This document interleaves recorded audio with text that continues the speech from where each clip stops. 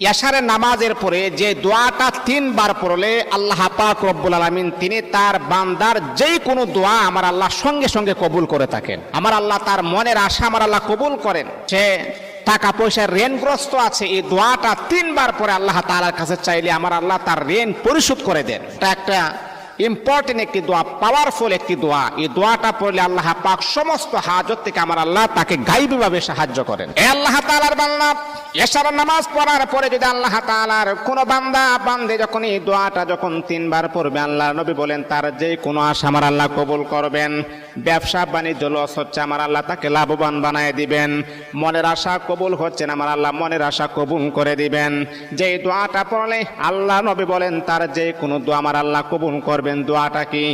আল্লাহুম্মা ইন্নী আসআলুকা বিআন্নী আশহাদু আন্নাকা আনতাল্লাহ লা ইলাহা ইল্লা আনতা আহাদুস সামাদুল